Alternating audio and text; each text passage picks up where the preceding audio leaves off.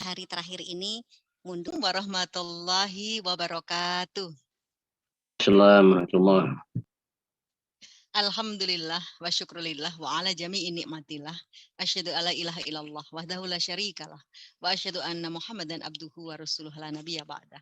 Allahumma sholli ala Muhammad wa ala alihi wa ashabihi wa mawalah. Puji syukur kehadirat Tuhan yang Maha Kuasa pada malam hari ini. Kembali Cuat Corner kita adakan lagi. Cuat Corner ini kerjasama antara Cuat Consulting bersama dengan Perkumpulan Trainer Profesional Indonesia (PTPI) DPW Jawa Tengah yang juga didukung oleh PKM Prima Kurnia Mandiri dan malam hari ini didukung juga oleh Fakultas Ekonomi dan Bisnis UNS ya Surakarta, kemudian IOE Gold, didukung juga oleh ITMA DPD Jateng dan juga Muslimah IP serta Great Parenting. Baik Bapak Ibu, marilah kita buka acara pada malam hari ini dengan berdoa bersama-sama agar Tuhan berikan kelancaran dan hikmah yang akan kita dapat pada malam hari ini. Berdoa, kami persilahkan.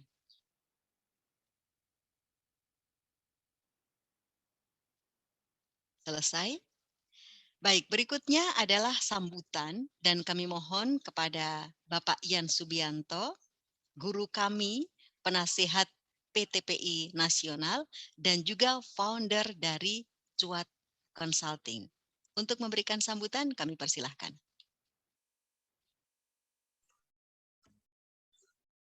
Assalamualaikum warahmatullahi wabarakatuh. Waalaikumsalam warahmatullahi Bismillah, alhamdulillah, alhamdulillah. Malam ini tentunya dengan sangat berbahagia bisa bertemu dengan Cuat Corner pada edisi Selasa 8 Februari 2022. Insya Allah nanti dengan Profesor Dr. Iza Mafruhah, beliau guru besar di Fakultas Ekonomi dan Bisnis Universitas 11 Maret atau UNS Solo. Dan juga sudah hadir juga ada Mbak Lia Anggraini. Beliau salah satu agen perubahan berkaitan investasi. Beliau ini yang juga ada di Magelang dan Temanggung, karena kemarin ada beberapa yang dari Solo juga langsung jawil saya nih kaitan dengan Egol, kemana aku ketemu dari Jakarta katanya gitu. Oke, baik Bapak sekalian, alhamdulillah wal syukurillah, dan tentunya pada malam ini saya hanya bisa mengucapkan selamat belajar karena investasi memang begitu penting, luar biasa untuk kita semua. Tidak ada seseorang yang tentunya terlepas dari pemikiran bagaimana tentang investasinya, baik investasi yang berbentuk tangible, memang ada hitung-hitungan yang jelas, malam ini insya Allah akan banyak dibahas, dan juga tentunya investasi-investasi yang intangible, apalagi kalau kita kaitan dengan di dunia pelatihan, training, juga di bidang-bidang bisnis yang lainnya. Pada malam ini sama dengan malam yang sebelumnya, insya Allah dari Cuat Travel and Tour akan menyediakan 6 voucher umroh senilai 1 juta per satu vouchernya, yang nanti akan kita bisa digunakan. Yang pertama untuk keberangkatan umroh di tanggal 19 Maret by Garuda, dan juga ketika nanti ba'da haji, yaitu pada saat umroh Maulid. Kita rencana ada umroh akbar pada bulan Maulid nanti. Semoga nanti dari Bapak Ibu sekalian yang mendapatkan bisa bersama-sama dengan saya. Insya Allah ini saya berangkat nanti ketika bulan Maret, 3 hari sebelum berangkat lagi ada di Indonesia. Nanti setelah itu baru kita berangkat lagi bareng-bareng di tanggal 19. Semoga untuk Bapak Ibu sekalian yang nanti mendapatkan voucher juga bisa berangkat bersama. Yang belum bisa berangkat pada tanggal 19 Maret, nanti belajar ini dengan nanti ada Prof. Iza dan dengan Mbak Lia. Ini caranya gimana mengembangkan investasi, karena kita juga mengembangkan bagaimana sih yang namanya kalau nabung emas untuk umroh. Umrohnya kira-kira 6 bulan lagi, apa yang harus dilakukan sekarang ini? Nanti boleh ditanyakan langsung dengan beliau. Oke, luar biasa, tidak berpanjang waktu untuk efektivitas dari waktu pada malam ini. Saya kembalikan kepada Bunda Fusna sebagai moderator pada malam ini. Selamat belajar, semoga menjadi salah satu pintu barokah untuk kita semuanya. Allahumma amin. Wassalamualaikum warahmatullahi wabarakatuh. Waalaikumsalam warahmatullahi wabarakatuh. Alhamdulillah kami ucapkan untuk Pak Ian yang setiap hari ya kami bersyukur sama Allah ya, bersyukur pada Allah dan juga berterima kasih kepada Pak Ian yang setiap hari Selasa memfasilitasi kita untuk belajar bersama-sama. Dan pada malam hari ini juga sudah hadir wakil dari IPI ya, Ikatan Pesantren Indonesia ya, dari ITMA juga sudah ada Ustadz Bambang Udoyono dari ITMA. Kemudian dari IPI Bali, alhamdulillah Pak Mahfud, terima kasih kehadirannya. Malam hari ini kita akan langsung. Bali nih beliau nih. Iya, Beliau alhamdulillah. salah satu. Jadi kalau wisata halal di Bali, beliau siap menyediakan dari makan Wah, dan keren. lain-lainnya. Insya Allah nih Kiai Mahfud sudah Keren, menyiapkan semuanya ini. Siap Pak Kiai. Siap, Insya Allah, Masya Allah, alhamdulillah. Moga-moga diizinkan untuk bersilaturahim ketika ada keadaan turun lagi dan kita bisa jalan-jalan sampai Bali. Ya, baik, siap ditunggu. Malam hari ini sudah hadir di antara kita adalah Profesor Dr. Iza Mafruhah, SE, MSI. Beliau adalah guru besar FEB UNS Surakarta. Dan beliau ini juga banyak sekali membimbing UMKM, melakukan pendampingan ya. Kemudian kegiatannya juga banyak sekali. Kalau masalah investasi, saya sudah tahu pasti apa yang sudah beliau lakukan ya. Karena saya persis mengetahui bagaimana cara dia berinvestasi. Apalagi masalah hitung-hitungan, karena saya juga tahu bahwa IQ-nya untuk numerik itu maksimal 100 ketika tes IQ gitu ya. Dan saya juga tahu persis bahwa nilai matematika waktu itu masih ya, itu fix bulat 10 gitu. Alhamdulillah. Jadi pas banget kalau malam hari ini insya Allah akan berbagi tentang masalah investasi. Oke, Prof. Iza lebih banyak lagi silahkan memperkenalkan diri. Paling juga nanti banyak yang bertanya, kok suaranya mirip gitu. Dan saya selalu menjawab bahwa bagusan saya, tapi mahalan dia gitu. Kalau untuk suara bagusan saya, tapi mahalan dia gitu. Oke, baik. Silahkan untuk waktu selama setengah jam untuk Prof. Iza menjelaskan tentang masalah investasi. Kami persilahkan. Terima kasih. Assalamualaikum warahmatullahi wabarakatuh. Waalaikumsalam warahmatullahi wabarakatuh. Alhamdulillah, wasyukurillah, alhamdulillah, asyhadu an la ilaha illallah wa asyhadu anna Muhammadan abduhu wa rasuluh la nabiyya ba'dah. Allahumma shalli ala Muhammad wa ala alihi wa sahbihi wa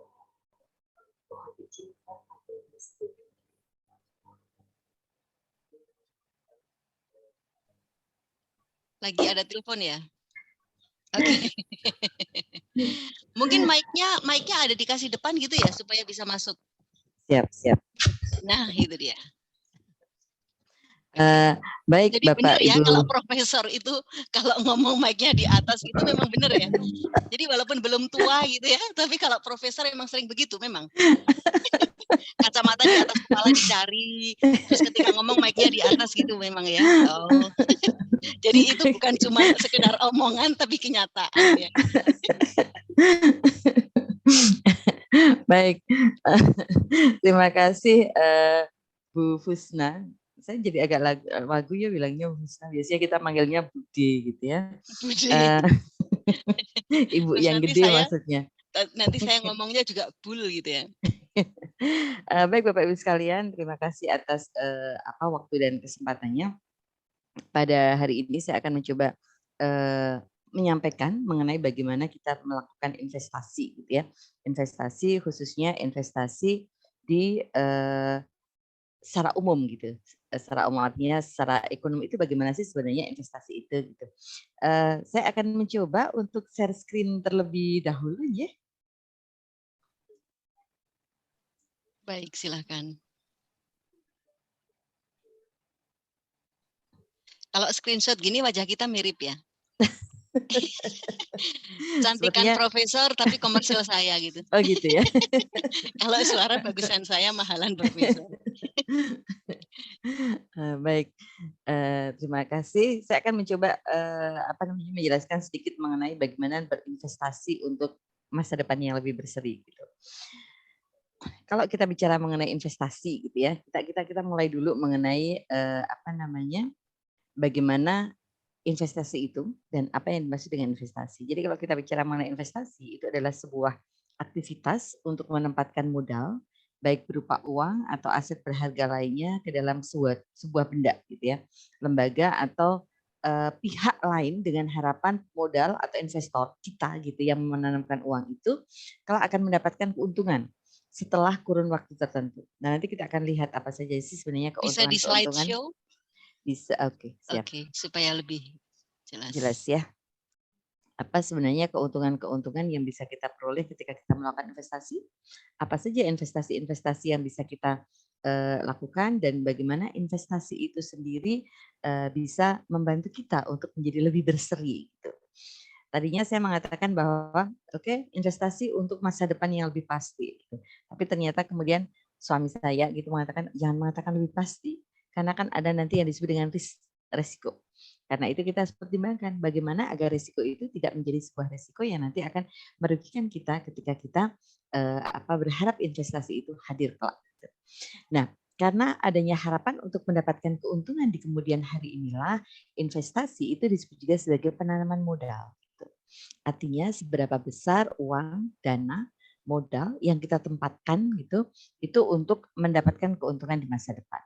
Nah, kalau kita bicara dari istilah gitu ya, investasi itu sebenarnya berasal dari bahasa Italia. Investire yang berarti memakai atau menggunakan. Sekarang kita akan lihat selanjutnya. Sorry Bude, ini ada sedikit masalah di dalam laptop saya. Ini saya tidak bisa kalau untuk view Slideshow. ya. Nah, jadi memang harus satu persatu. Okay. Ini saya besarkan Siap. aja presentasinya biar bisa dilihat lebih besar lagi ya. Siap. Oke. Jadi investasi gitu ya. Kita kan tadi udah sampaikan bahwa investasi itu bagaimana kita melihat atau menanamkan modal kita, menanamkan uang kita dalam bentuk investasi, dalam bentuk penanaman modal. Apa saja sih sebenarnya yang bisa ditanamkan dari modal itu sendiri dan bagaimana risiko-risikonya. Kemudian seberapa besar kemampuan seseorang itu untuk mendapatkan atau mempunyai kesiapan ketika dia menanamkan modalnya. Jadi kalau kita lihat dari profil investor itu ada beberapa. Yang pertama adalah profil yang dia itu sifatnya konservatif, yaitu profil risiko yang paling rendah dan cenderung bermain aman. Jadi rendah itu tak masalah asal bermanfaat. Karena kalau kita bicara mengenai risiko dan pendapatan itu dia berbanding lurus. Semakin tinggi pendapatan yang ingin kita peroleh, maka risiko dari kehilangan pendapatan itu juga akan semakin besar. Nah, seorang investor yang konservatif itu dia akan pilih risiko yang paling aman. Saya nggak dapat pendapatan yang lebih besar atau saya nggak dapat gain yang besar nggak masalah. Tetapi yang penting adalah dana saya selamat. Nah, ini tipe konservatif. Orang-orang yang cenderung punya permasalahan kesehatan gitu ya, misal maaf dengan jantung atau apa, itu mereka akan memilih yang konservatif aja. Ketika saya menanamkan dana saya, ya oke, saya belikan emas misalnya. Karena apa? Karena emas itu pasti. Pasti, kemudian likuiditasnya aman. Artinya kalau saya mau membutuhkan suatu dana, maka saya bisa jual cepat, di mana aja bisa. Gitu. Saya ingat ketika zaman tahun 80-an ya, mungkin ya kakak saya yang paling besar itu kuliah, dia kebetulan kuliahnya ada di Purwokerto. Pada saat itu yang namanya tabungan tidak seperti sekarang. Kalau sekarang kita bekali anak kita dengan ATM, nanti kita isi tiap bulan aja aman. Dulu kan tidak bisa semudah itu. Komunikasi juga tidak gampang. Saya ingat pada saat itu ibu saya memberi kakak saya kalung emas gitu. Kita waktu itu semua protes gitu kan. Masuk cowok dibekalin kalung emas gitu. Tapi ternyata pesan yang dibalik itu adalah ibu saya bilang begini, kalau butuh sesuatu jual aja gitu. Artinya apa? Karena emas itu sangat liquid. Nah, orang yang dengan tipe konservatif akan memilih seperti ini. Saya aman-aman aja. Kalau tidak hilang dicuri ya berarti investasi saya itu aman gitu. Kemudian profil risiko. Dia itu profil orang yang siap untuk ambil risiko besar. Namun tetap hati-hati dan pintar membatasi jumlah investasi di instrumen yang berisiko tinggi. Nanti kita akan lihat berdasarkan jenis-jenis investasi berada di manakah kita, berada pada posisi apakah kita. Kemudian yang ketiga adalah investor yang sifatnya itu agresif. Ini profil risiko investor yang siap menerima keuntungan dan kerugian besar dengan penempatan modal yang tidak sedikit. Banyak pelaku-pelaku ekonomi yang dia itu memang berada pada posisi yang agresif. Dia mau untuk mendapatkan risiko yang cukup besar untuk mendapatkan keuntungan yang besar juga. Gitu.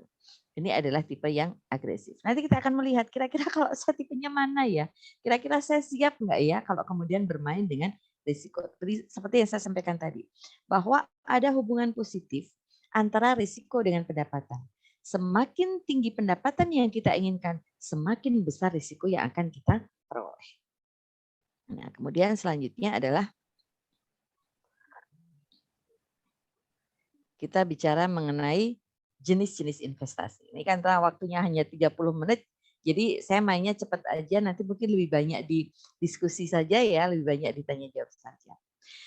Kita melihat jenis-jenis investasi. Ini coba saya urutkan berdasarkan dari pendapatan yang mungkin diperoleh, risiko yang harus kita hadapi, gitu ya. Yang pertama adalah properti. Ini risiko yang selama ini diyakini paling aman. Ya, diyakini paling aman. Jual beli tanah, jual beli rumah seperti itu. Itu pendapatannya tinggi gitu. Saya ambilkan contoh, ketika seseorang gitu ya, saya kebetulan punya teman seorang pengembang ya yang dalam waktu yang tidak sampai 5 tahun itu usahanya menjadi luar biasa besar karena dia mengambil tanah dalam jumlah besar gitu ya. Kemudian dia akan kapling-kapling. Ternyata dia tidak perlu mengeluarkan modal sepeser pun gitu. Yang dia butuhkan hanyalah keberanian. Karena apa? Dia ambil di bank, kemudian membeli tanah yang dalam jumlah besar tadi, kemudian dia kapling-kapling, dia baru akan bangun ketika ada orang yang mengambil tanah tersebut untuk dibangunkan rumah. Dan keuntungannya ternyata cepat banget. Hanya masalahnya tinggi revenue-nya, tapi likuiditasnya rendah. Orang jual emas mungkin mudah, tapi orang jual tanah itu kan sangat sulit gitu. Karena itu di sini properti itu memang biasanya untuk orang-orang dengan tipe yang dia mampu menerima risiko cukup besar. Ketika kemudian tanah yang dia beli itu mangkrak, mungkin karena pemilihan posisi yang kurang strategis atau mungkin penentuan harga yang orang bilang tanah itu kan gulung gitu ya, maka dia harus menanggung risiko manakala dia itu tidak bisa menjual atau tidak bisa melego propertinya itu dalam waktu yang cepat. Artinya apa? Waktu kan terus bergerak, terus berputar. Dia harus membayar pinjaman yang diambil dari perbankan untuk membeli properti tadi. Nah, jadi di sini selalu ada risiko. Dia tinggi revenue, likuiditas rendah sehingga risikonya juga akan tinggi. Kemudian yang kedua adalah emas. Emas itu stabil. Bahkan dia cenderung naik terus. Ya, dari waktu ke waktu cenderung naik. Dan yang paling penting itu likuiditas tinggi. Saya ingat ya salah satu slogan dari sebuah toko emas. Toko emasnya itu ada di mana-mana gitu. Dia slogannya apa? Berhias sambil menabung. Artinya kita menggunakan perhiasan dan sebagainya kalau sebagai seorang perempuan kan itu sebuah bentuk perhiasan gitu ya. Tapi ketika membutuhkan dia bisa melego dengan likuiditas yang tinggi, yang cepat dengan harga yang relatif stabil gitu. Ini adalah yang emas. Kalau sekarang yang sudah mulai bergerak itu adalah emas yang logam mulia. Karena sekarang kalau dulu logam mulia kan besar-besar ya, paling enggak 10 gram, 25 gram. Sekarang 0,1 gram aja ada gitu. Dan itu juga jadi souvenir juga gitu. Artinya seseorang memberikan hadiah kepada orang lain dalam bentuk emas karena wujud cintanya itu ya, artinya sayang dia gitu. Dia wujudkan dalam bentuk emas. Mungkin nilainya kecil gitu. Tetapi itu adalah wujud penghargaan gitu. Nah, di sini kalau kita bicara mengenai investasi emas. Saya pun dulu ketika sebelum sekolah investasinya emas gitu. Karena apa? Karena kalau butuh waktu-waktu bisa langsung dilego, bisa dengan waktu yang cepat gitu. Pengalihannya itu cepat. Kemudian yang ketiga adalah reksadana. Reksadana ini bagi orang-orang yang tadi itu punya profil risiko gitu. Dia menempatkan dananya pada beberapa tempat. Karena apa? Karena ada satu jargon yang mengatakan jangan meletakkan telur dalam satu keranjang. Kalau saya berinvestasi hanya pada satu perusahaan, ketika perusahaan itu jatuh, maka semua investasi saya ini akan hilang. Karena itu, reksadana akan membantu orang untuk meletakkan dana investasinya kepada beberapa tempat. Sehingga risiko itu bisa dibagi. Ketika misalnya saja sebuah perusahaan itu kemudian turun misalnya atau bangkrut atau pailit, masih ada perusahaan lain yang dia bisa menopang. Ini reksadana. Jadi kalau Bapak Ibu punya modal dan ingin dimasukkan ke saham, ambil saja melalui reksadana. Dia akan membantu memilihkan kira-kira investasi apa yang paling tepat, dan investasi itu akan terbagi ke dalam beberapa kelompok. Kemudian yang keempat adalah saham. Nah, saham itu berada di pasar modal, pasar saham. Sebenarnya ada dua keuntungan ketika kita membeli saham. Yaitu yang pertama, kalau kita membeli saham itu dalam bentuk kepemilikan. Artinya saya membeli saham BNI gitu. Pembelian kan minimal satu lot itu artinya 100 saham. Nah, dari saham tadi kita akan mendapatkan dividen. Dividen itu adalah bagi hasil atau bagi keuntungan yang diberikan oleh perusahaan kepada si pemilik saham. Kalau kita punya uang yang kemudian digunakan untuk membeli saham, maka kita bisa mengatakan, itu loh Telkom tuh aku salah satu pemiliknya. Walaupun mungkin punya beberapa lot saja gitu kan. Tetapi dengan saham berupa kepemilikan itu, maka kita mendapatkan dividen atau bagi keuntungan bagi hasil dari perusahaan tadi. Selain bagi hasil, kita juga bisa memperoleh yang disebut dengan capital gain. Jadi membeli saham itu kadang-kadang ada yang tidak untuk kepemilikan, tapi untuk bermain keuntungan saja. Nah, dia akan melakukan pembelian hari ini, kemudian beberapa hari atau minggu kemudian ketika harga saham itu naik, dia akan jual, gitu. Nah, pada posisi ini dia akan mendapatkan capital gain atau adanya keuntungan modal, atau bisa jadi capital loss kalau dia salah di dalam membeli saham sebuah perusahaan, tapi tahu-tahu perusahaan itu kemudian jatuh, nilai sahamnya turun, terus turun karena dia tidak ingin kerugiannya semakin besar, maka dia jual saham itu pada saat dia merasa sudah mendekati titik paling bawah gitu. Nah, dia mendapatkan capital loss gitu. Itu namanya profit selling. Jadi dia hanya membeli atau menjual untuk mendapatkan keuntungan saja. Kemudian yang berikutnya ada subobligasi ya. Obligasi itu kita mengenalnya dulu adalah SUN, surat utang negara. Jadi kita membeli obligasi dari pemerintah, kemudian dalam jangka waktu tertentu, obligasi itu biasanya jangka waktunya cukup panjang, sekitar 10 tahun, maka kita akan mendapatkan keuntungan. Dulu SUN itu nilai keuntungannya cukup tinggi, antara 10 sampai 12%. Kalau sekarang sudah relatif hampir sama dengan perbankan. Selain SUN, kita mengenal adanya sukuk. Sukuk itu adalah surat berharga secara syariah di pasar syariah. Gitu. Jadi sukuk itu adalah surat berharga syariah nasional. Kita bisa membelinya di pasar modal juga. Kemudian yang berikutnya adalah peer-to-peer lending. Peer-to-peer lending itu mulai bergerak itu ketika semakin majunya fintech, financial technology. Jadi ketika peminjaman menggunakan fintech itu, tapi kita jangan berpikir bahwa fintech itu semuanya kurang bagus ya, karena sekarang banyak pinjaman online, pinjol itu mengatasnamakan fintech. Padahal sebenarnya ada fintech yang dia itu sudah dilegalisasi oleh OJK gitu. Nah, kita harus memilih fintech yang legal ini. Nah, peer-to-peer lending itu antara pemberi pinjaman gitu ya dan pengambil pinjaman, antara lender dengan borrower. Itu mereka langsung bertemu. Kemudian yang berikutnya adalah deposito. Nah, kalau deposito sih kita tahu ya, kita menabungkan atau tabungan berjangka kita dalam jangka waktu tertentu kepada lembaga keuangan perbankan. Dan yang ke-8 itu tabungan. Semakin ke bawah ini biasanya pendapatan atau gain yang diperoleh itu semakin rendah, tapi risikonya juga semakin rendah. Oke. Selanjutnya kita akan bicara mengenai risiko, ya. Tadi kan kita bicara profil penerima risiko atau profil investor. Jadi di dalam risiko itu sebenarnya secara ekonomi terbagi menjadi dua, yaitu systemic risiko dan unsystemic risiko. Systemic risk adalah risiko yang bisa diperhitungkan. Jadi kalau kita bermain di emas misalnya gitu ya, kita akan melihat harga emas dari waktu ke waktu. Kira-kira bagaimana harga emas itu? Peningkatannya seperti apa? Kalau kita bermain di pasar modal, maka kita akan melihat pergerakan saham-saham perusahaan yang ada di pasar modal tadi. Kita bisa memperhitungkan risiko yang bisa kita ambil, gitu.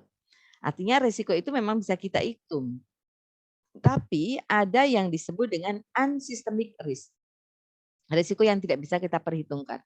Misalnya saja, oh saya melihat bahwa usaha kuliner ini oke loh, bagus loh gitu ya. Kemudian kita membuka rumah makan. Tapi ketika kita membuka rumah makan baru sebulan misalnya, kayak dulu kasus banyak ya, itu terjadi huru-hara. Sehingga yang terjadi adalah rumah makan kita menjadi rusak. Kemudian penjarahan. Atau mungkin terjadi bencana alam, terjadi perang dan seterusnya. Ini risiko yang tidak bisa kita perhitungkan. Ada bencana alam gitu. Kita sudah mempunyai tempat wisata yang bagus, posisinya bagus di sebuah tempat, tahu-tahu di sana ada longsor misal. Maka ini adalah unsystemic risk, risiko yang tidak bisa kita perhitungkan. Kita menanamkan dana kita misalnya pada obligasi negara, surat utang negara gitu. Karena kita yakin ini mesti tingkat pengembaliannya akan bagus nih karena miliknya negara. Tapi yang terjadi kemudian terjadi krisis global. Sehingga apa? Sehingga negara belum mampu untuk mengembalikan obligasi kita. Nah, ini namanya disebut dengan unsystemic risk. Risiko yang tidak bisa kita pertimbangkan atau tidak bisa kita perhitungkan. Nah, sekarang kita lihat yang systemic risk itu terbagi menjadi business risk. Risiko karena ada persaingan bisnis. Gitu ya. Kemudian liquidity risk. Risiko karena kita tidak segera bisa menjual barang kita atau tidak bisa segera menguangkan, melikuiditaskan investasi kita. Sehingga terpaksa kita menunggu dalam jangka waktu yang lama. Tadi saya sampaikan ketika properti misalnya.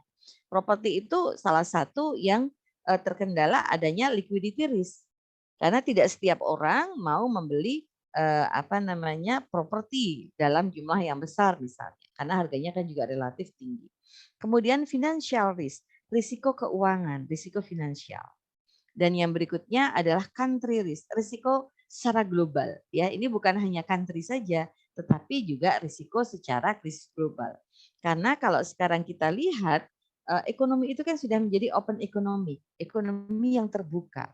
Kita tidak melihat hanya dari lingkup negara saja, tetapi kita melihat sekarang sudah internasional gitu. Saya kemarin dapat cerita dari Bu Dinana, itu ada seorang teman yang dia itu kelihatannya nggak bekerja gitu ya, nggak bekerja, tetapi ternyata dia bekerja untuk menjadi seorang konsultan bagi klien-klien yang berada di luar negeri. Karena memang sudah tidak ada lagi batas negara, border negara itu nggak ada lagi. Semuanya sudah bisa terbuka dengan adanya industri 4.0. Kemudian exchange risk atau risiko karena adanya nilai tukar. Nah, ini biasanya terjadi ketika seseorang itu bergerak pada ekspor dan impor. Kemudian, nah sekarang apa tips yang bisa kita lakukan ketika berinvestasi? Yang pertama adalah lakukan investasi sekarang juga. Ini ada satu hal yang selalu saya ingat gitu ya, bahwa tabungan itu sisa, bukan sisa tapi sisih. Karena itu lakukan sekarang juga investasi itu. Kita sisihkan. Misal nih, kita berniat nih menabung emas misal.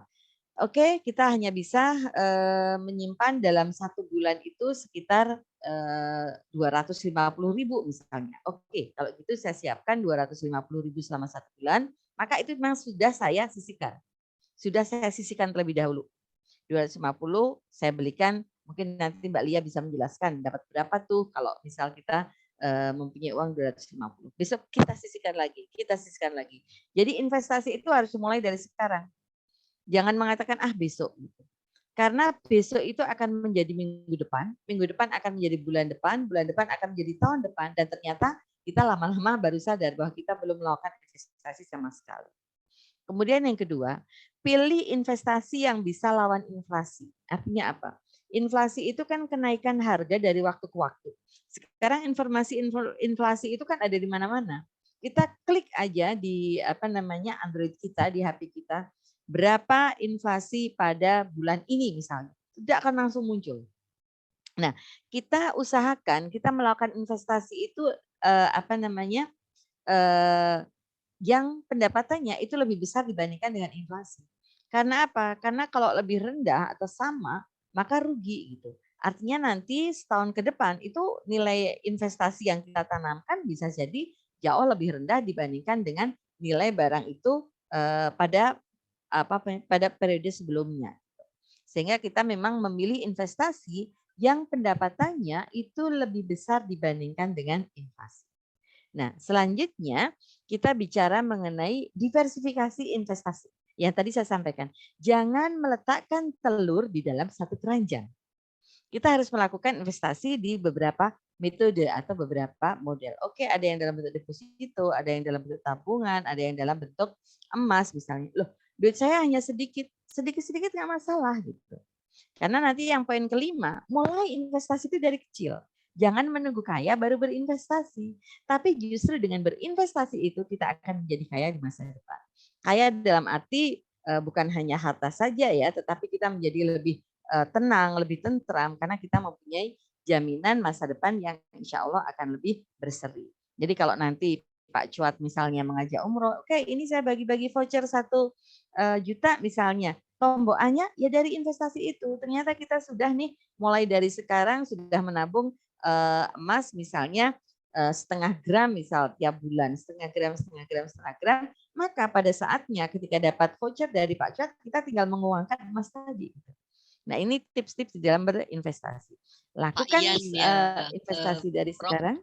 Pak Ian itu foundernya Cuat Consulting. Oh tapi Pak namanya Ian Pak namanya. Maaf Bapak. Ownernya Cuat Tour and Travel. Oh gitu, siap. Saya juga dibagi ininya ya Pak ya, dibagi vouchernya ya. Kita berangkat bareng. Iya, kebetulan suami saya pembimbing Amin. juga, jadi nanti kan bisa lebih di ini deh. Oke, jadi lakukan investasi sekarang juga. Pilih investasi yang bisa lawan inflasi.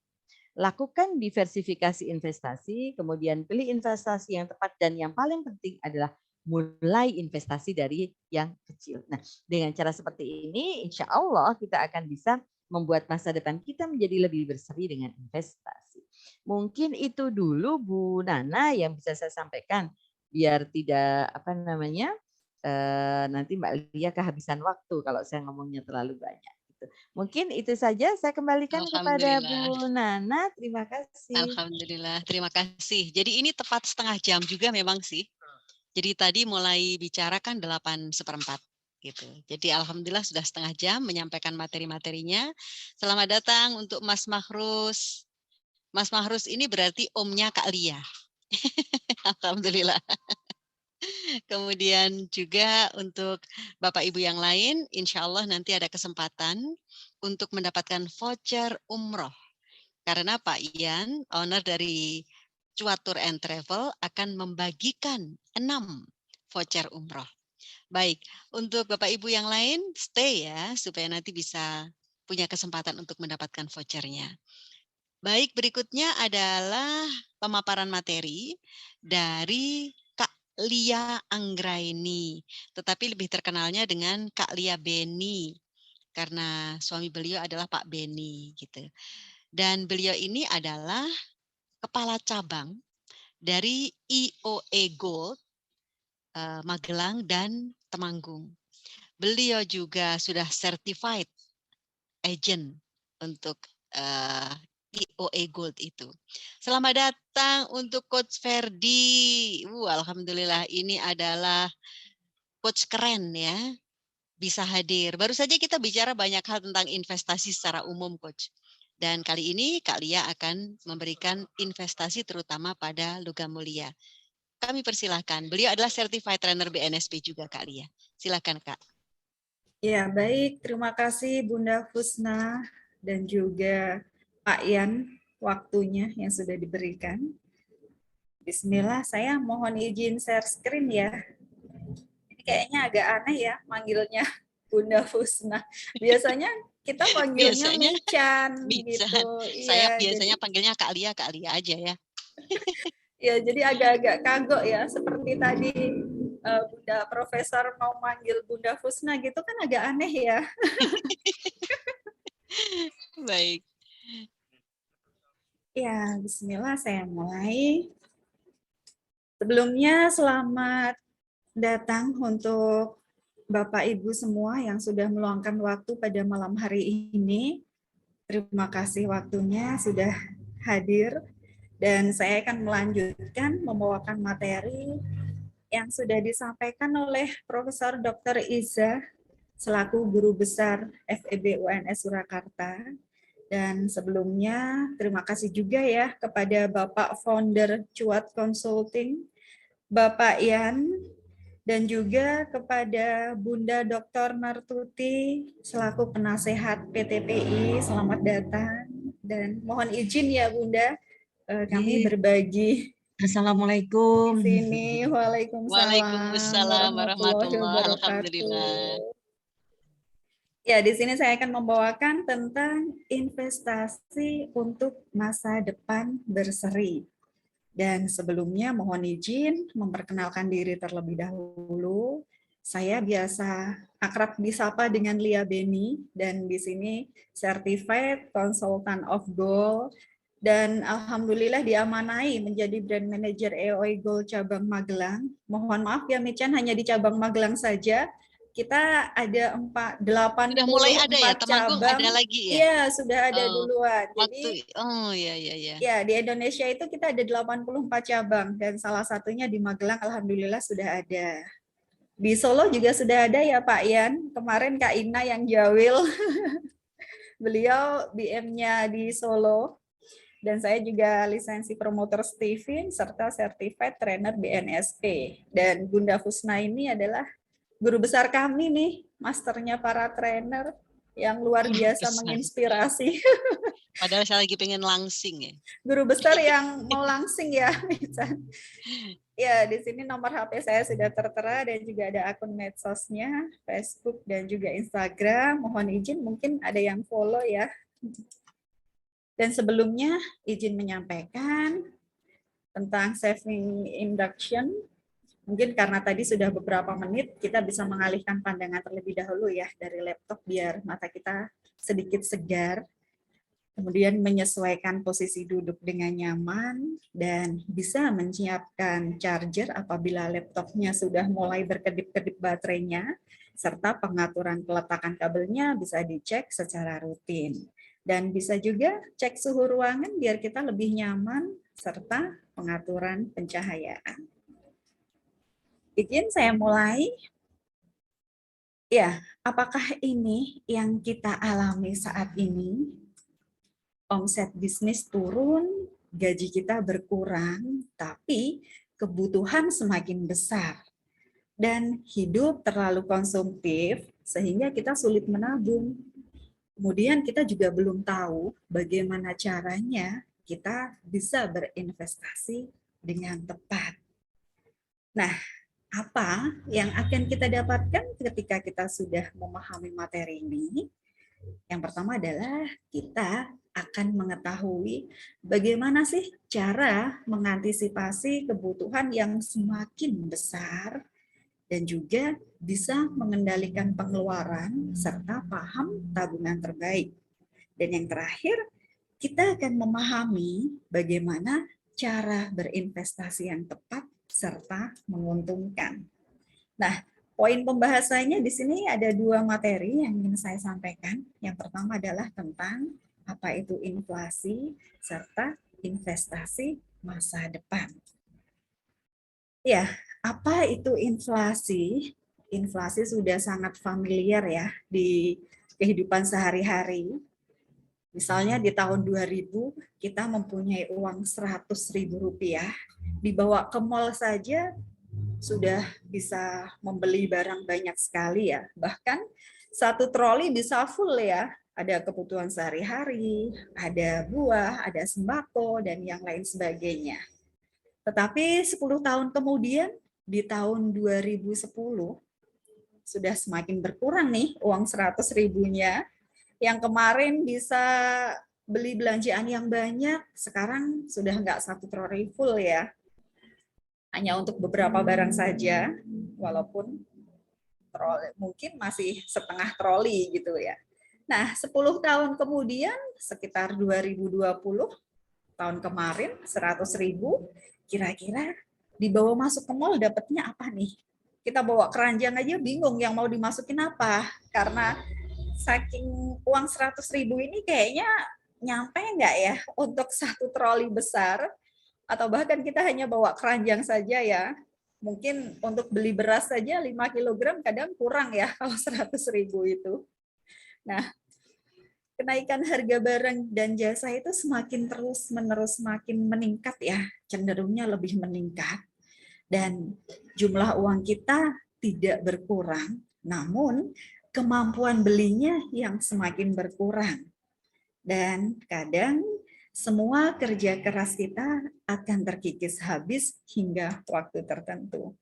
Nah, fakta inflasi sangat jelas ya di sini. Sangat mudah kita untuk mengerti apa itu inflasi, dan kadang kita kurang menyadari hal tersebut ya.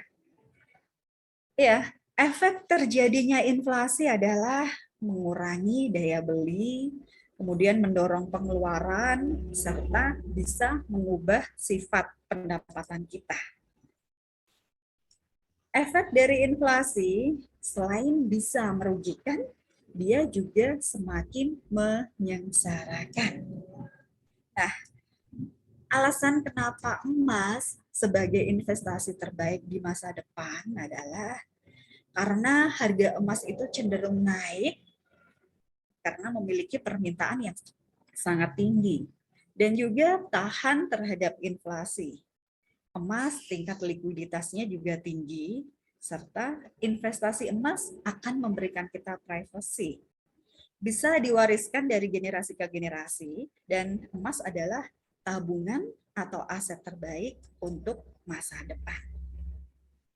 Ketika kita sudah kenal, paham emas, dan mulai berinvestasi dengan emas, maka kita akan cenderung berhitung-hitung ketika kita ingin mengeluarkan dana sehingga bisa terkontrol dengan sangat baik.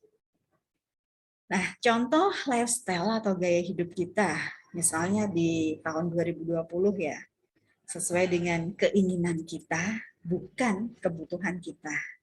Kita mempunyai uang 5 juta, saat kita ke mall, biasanya nih, para bunda-bunda di sini, ibu-ibu di sini, melihat tas yang diskon atau bahkan tas branded yang bagus ya, lumayan nih, modelnya di rumah belum ada.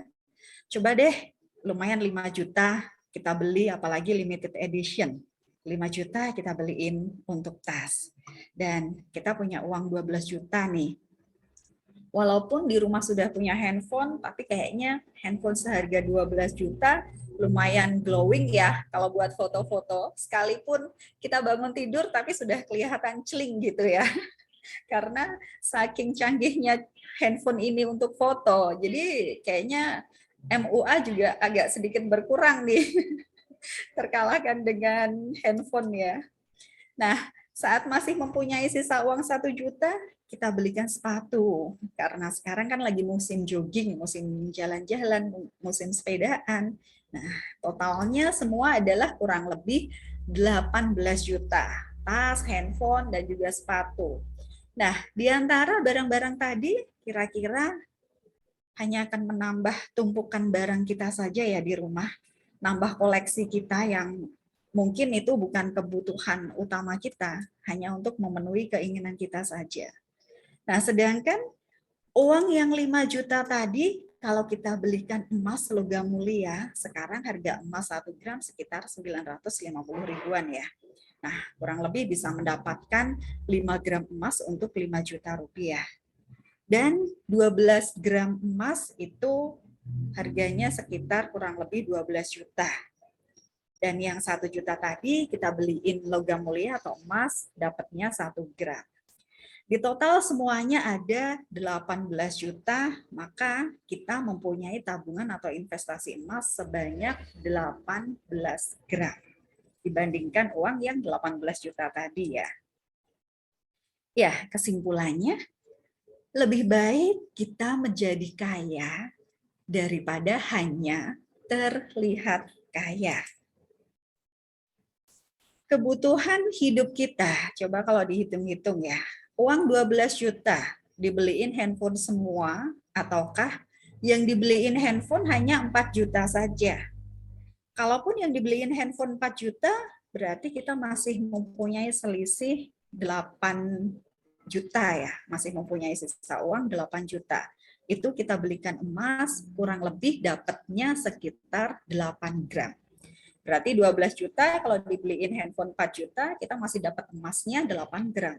Sedangkan 12 juta dibeliin handphone satu seharga 12 juta sudah habis. Kira-kira pilih yang mana nih kita? Handphone 12 juta atau handphone 4 juta dan emas 8 gram? Nah, Handphone dan emas. handphone dan emas ya, pengennya gitu ya Mijan, dapat semuanya. Ya, maka kita akan terbiasa berhemat karena kita akan mulai menghitung semua kebutuhan hidup kita berbasis dengan emas. Orang biasanya akan merasa rugi ketika ingin berinvestasi ini itu tanpa tujuan yang jelas dan pasti. Karena kesadaran ekonominya langsung menghitung terhadap simpanan emas. Nah, kira-kira apa sih alasan sampai kita itu tidak berinvestasi dengan emas? Biasanya harganya terkesan sangat mahal karena yang beli emas itu orang-orang kaya saja dan sulit dijangkau. Kemudian kita juga belum paham tentang logam mulia atau emas tersebut. Kadang kita juga merasa rugi dan khawatir ya kalau nanti takut ditipu nih emas beneran atau enggak. Nah, terus kita juga masih tertarik dengan tanah, dengan properti yang lain, atau bahkan dengan tabungan dan juga deposito. Kita belum paham potensi emas itu seperti apa. Dan kadang juga kita masih menunda-nunda.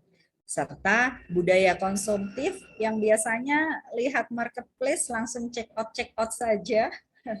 Dan kadang bahkan tidak ada rencana untuk masa depan ya, karena masih bingung. Saking banyaknya rencana, mana nih yang harus diprioritaskan. Dan keuangan kita kadang merasa belum cukup untuk membeli emas. Ya, kenapa wajib berinvestasi emas? Karena emas nilainya lebih stabil. Emas itu cenderung lebih tahan terhadap fluktuasi inflasi, serta harganya juga cenderung stabil bahkan dalam gejolak ekonomi sekalipun. Dan pembelian juga semakin mudah. Kini pembelian emas dapat dilakukan di mana saja, kapan saja, secara online maupun offline.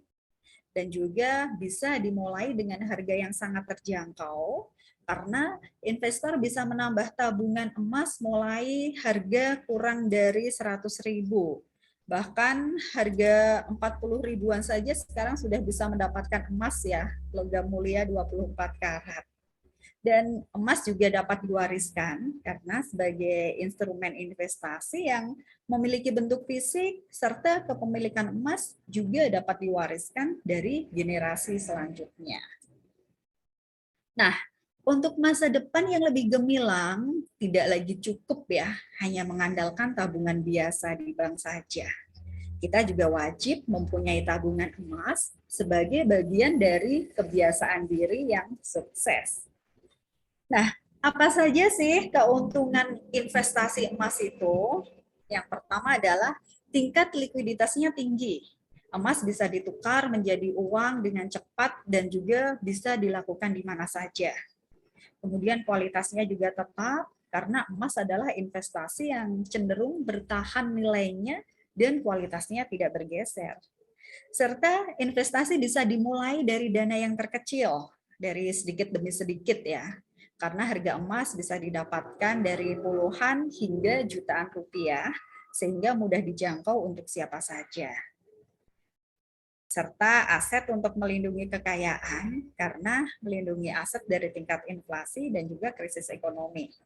Dan yang terakhir, harganya cenderung meningkat, karena nilai emas dari tahun ke tahun itu cenderung meningkat, atau minimal tidak turun secara drastis. Nah, kira-kira menabung emas untuk persiapan dana sekolah anak itu dimulai kapan sih? Dimulai dari kapan sih? ya dimulai dari sekarang saat kita sudah mempunyai uang untuk membeli emas ya. Dan di sini ada contoh sedikit tentang perhitungan tabungan pendidikan. Misalnya sekarang kita membutuhkan dana sekitar 50 juta rupiah karena anak kita masih usia SD, masih duduk di kelas 2 SD, dan kita masih punya waktu 4 tahun untuk dia masuk di SMP. Berarti 50 juta dibagi 4 tahun, setahun kurang lebih kita harus menyisihkan tabungan emas kita 12.500.000 rupiah, dan sebulannya kurang lebih sekitar 1.042.000. Dan 1.042.000 itu dapat emas kurang lebih harganya 1 gramnya 951, berarti kan sebulan kita nyisihin emas 1 gram ya. Totalnya 4 tahun berarti 48 gram. Nah, karena emas kecenderungannya naik setiap tahunnya, maka uang yang akan kita peroleh biasanya juga lebih dari 50 juta.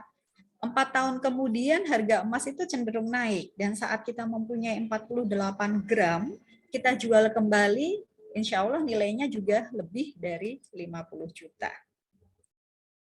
Itu tadi cara menghitung tabungan pendidikan dengan emas. Nah, ada contoh juga nih cara menghitung tabungan umroh dengan emas. Karena tadi Pak Ian kan nyebutin ada hadiah nih, voucher untuk umroh ya Pak Ian ya. Nah, mungkin boleh dong kita berhitung-hitung dulu ya. Kira-kira target umroh sekeluarga dalam 5 tahun ke depan. Misalnya kita mempunyai income per bulannya sekitar 10 juta. Dan pengeluaran rata-rata 40% dari 10 juta berarti kan 4 juta. Kemudian kita alokasikan untuk tabungan 20% sekitar kurang lebih 2 juta. Nah, budget umroh satu orang sekarang kurang lebih 30 juta ya. Untuk 4 orang berarti kan 120 juta nih. Nah, alokasi tabungan wajib berarti 120 juta dibagi 5 tahun atau 60 bulan. Sebulannya kurang lebih kita menyisihkan 2 juta per bulan. Dan asumsi 2 juta itu kurang lebih 2 gram emas per bulannya. Berarti 1 tahun kita mendapatkan emas 20 gram. Kalau kita konsisten setiap bulannya 2 juta. Maka 5 tahun kemudian kita sudah terkumpul 120 gram emas. Dan ketika 5 tahun kemudian kita jual 120 gram emas, misalnya harga jual kembali atau buyback 5 tahun ke depan sekitar 1 jutaan, berarti kan totalnya 132 juta. Padahal kita membutuhkan uang untuk 5 tahun ke depan kita umroh sekeluarga bersama dengan suami atau istri, anak-anak kita atau orang tua kita itu 120 juta saja. Nah, saat kita mempunyai emas 120 gram, kita jual bisa lebih dari 120 juta. Bahkan bisa untuk uang saku juga ya, bisa untuk beli oleh-oleh juga. Nah, dalam 5 tahun berarti sudah bisa berangkat umroh sekeluarga. Apalagi nanti ada tambahan voucher nih dari Pak Ian. Berarti nggak 4 orang dong ya. Kita bisa ngajakin siapa lagi nih jadi 5 orang. Nah, asumsi kita kalau hanya menabung menyisihkan uang 2 juta per bulan, ketika kita 5 tahun kemudian terkumpulnya 120 juta, nanti malah tahu-tahu harga umroh sudah naik nih, nggak 30 juta lagi, tapi bisa 35 juta, bisa 40 juta, dan uang kita akan berkurang, malah jadi kurang terus ya kalau nabungnya pakai rupiah. Tetapi kalau nabungnya pakai emas, karena emas cenderung naik setiap tahunnya, maka akan ada kelebihannya. Nah, ini simulasi ya untuk 2 tahun ini sekitar bulan Februari 2020 dan sekarang 8 Februari 2022, harga emas 1 gram dulu 777 sekian dan sekarang 1 gramnya sekitar 961. Berarti ya hampir 200.000 kenaikan dalam 2 tahun. Berarti kalau 5 tahun, kenaikannya juga bisa 2 kali lipat ya daripada yang sekarang. Nah, sudah bisa dipahami ya Bapak Ibu, kenapa kita harus berinvestasi emas. Ya, solusi yang terbaik untuk investasi masa depan adalah dengan emas. Karena emas merupakan barang yang berharga yang selalu diminati di sebagian besar industri dan juga tahan terhadap ketidakpastian ekonomi dunia. Ya, terima kasih. Itu saja yang saya sampaikan, Michan, terkait investasi untuk masa depan berseri. Terima kasih waktunya. Mohon maaf lahir batin apabila ada hal-hal yang kurang berkenan. Monggo saya kembalikan kepada Bunda Fusna selaku moderator. Ya, baik. Terima kasih banyak Kak Lia. Oke, kita baru saja mendapatkan pemaparan yang cukup padat ya. Artinya disampaikan dalam waktu yang tidak begitu lama, tetapi kita mendapatkan banyak hal. Apabila Bapak Ibu menyimpan pertanyaan untuk pendalaman dari apa yang sudah disampaikan oleh Kak Lia, maupun tadi oleh Prof. Iza, boleh raise hand, boleh open cam dan open mic ya, supaya nanti bisa menyampaikan secara langsung saja. Baik, Bapak Ibu jangan lupa hari ini kita ada 6 voucher yang masing-masing nilainya adalah 1 juta untuk umroh bersama dengan Cuat Tour and Travel. Dan nanti insya Allah untuk pemberangkatan pada bulan Maret. Nah Bapak Ibu, untuk penanya nanti kita akan berikan juga vouchernya. Nanti penanya yang terbaik atau penanya yang pertanyaannya keren gitu ya, nanti akan mendapatkan hadiah di antara 6 voucher itu.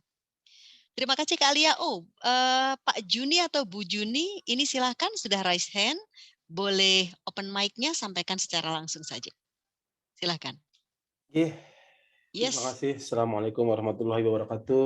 Oh, nah ini saya manggilnya Ade. Iya, saya Mas Juni Ade.